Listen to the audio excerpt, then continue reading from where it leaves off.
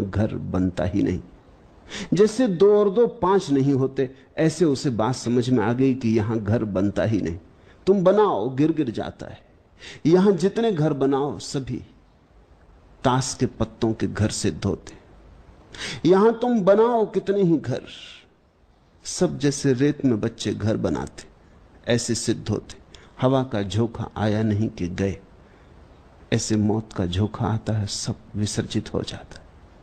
यहां घर कोई बना नहीं पाया।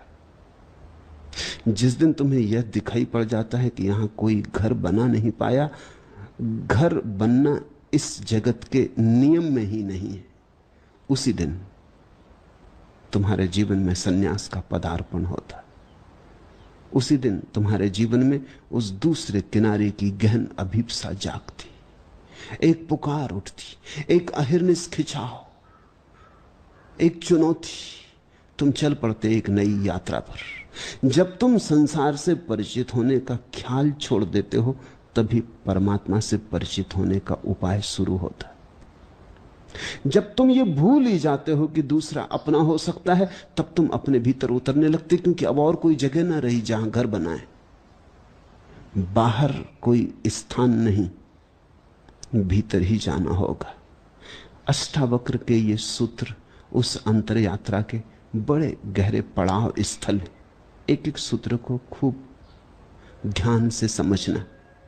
ये बातें ऐसी नहीं कि तुम बस सुन लो, कि बस ऐसे ही सुन लो।